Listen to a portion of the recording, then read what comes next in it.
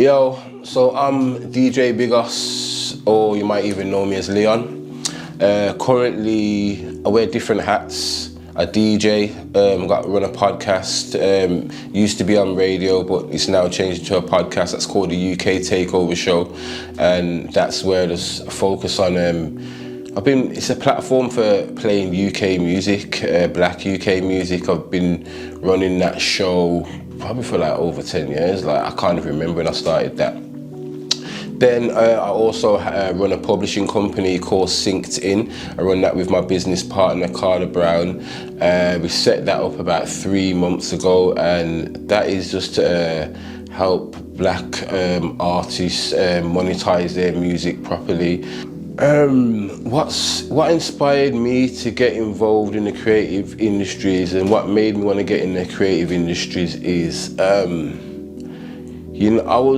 I've always been a hardcore music fan. Like I've always liked music. I've always known what music in particular I like. This goes back to like, I'm talking from nursery. I love music that much. I wanted to engage with it more than just listen to it. I used to see people doing things, and I wanted to feel how it felt to be on the other side. So not just to be a consumer, like see being created or be involved in the creation. I wanted to be an MC. Yeah, I think I wanted to be an MC. So I used to link Brasco. And Brasco was a big Birmingham MC, killing it. Like he's been killing it from the start till now. Like he's an absolute legend, you get me? So like, yeah, I remember like I used to play basketball with him, but he used to MC as well. And I wanted to MC, but I was rubbish.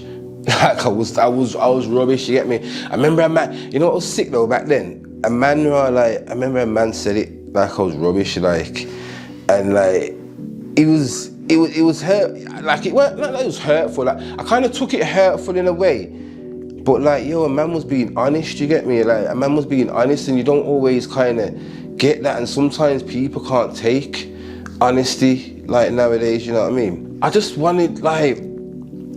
music. So anything musical that was going on. So like even like under 18 raves, I used to go to them.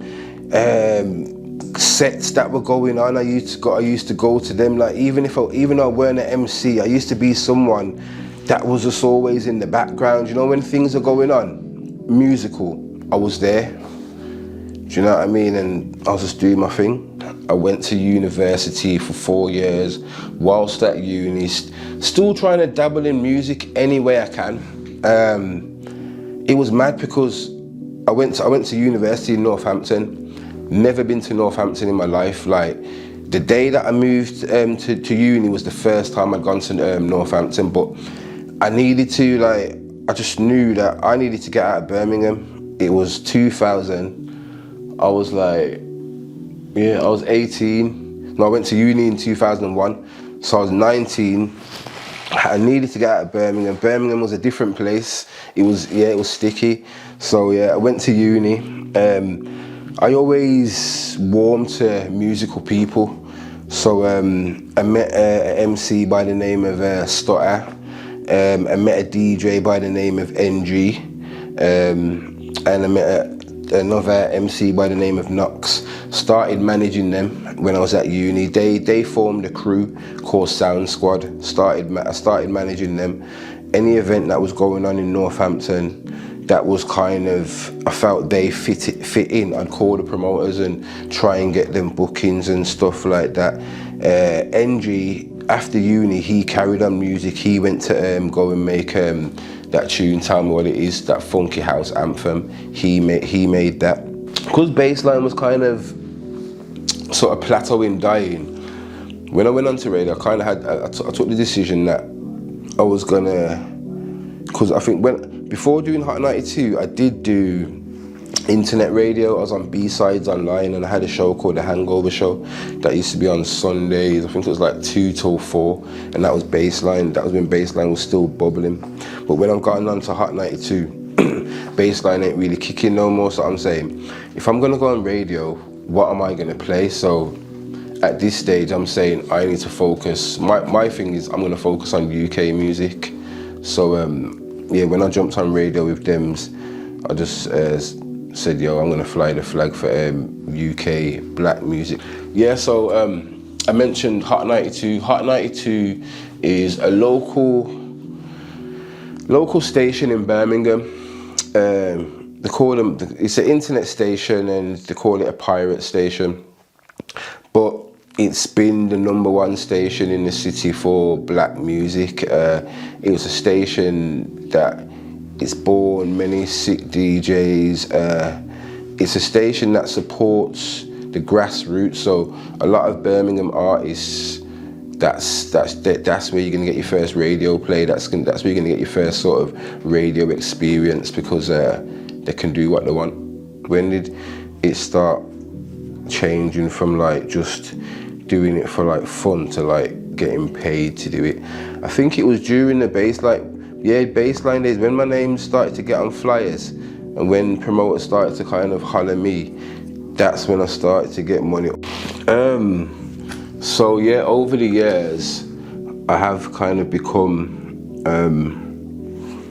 a bit of a music plug for Brum. How that come about, I think I've always been open and willing to sort of help. So yeah, like people can holler me and say, oh, Biggos, how do I do this or how do I do that? If I don't know, then I'll try and find out for them. I think, yeah, I've just been very willing to help, been in the right places at the right time to, you know, it's become at a point where a lot of artists or artist managers from anywhere will call me and say, oh, Biggos, can you help me with this, or can you help me with that? Can you get me a warehouse for this music video shoot? Or I've got this artist coming down, can you get them studio sessions? Or I've got an artist but I need beats, can you pattern things? And yeah, I just help where I can. So if I could say one thing to young people trying to get into the creative industry is be about.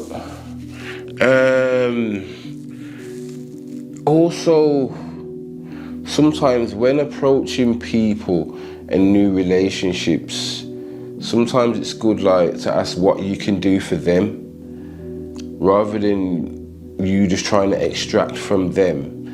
Sometimes it's good like, how can I help you? What can I do for you? And then you'll get to work with them and stuff. And don't always just be. It's not all about the money. Do you know what I mean? It will come. I'm not saying sell yourself short, but you know, I've done things in the past, you know, where, you know, you might have thought I got paid or blah blah, but sometimes it's about the experience or the promotion, or just, you know, money isn't the only thing you can get out of a situation, put it like that. Do you know what I mean? There's loads of things you can get out of a situation. There's the learning, being in the environment, the networking opportunities, the fact that you can say that you've done something.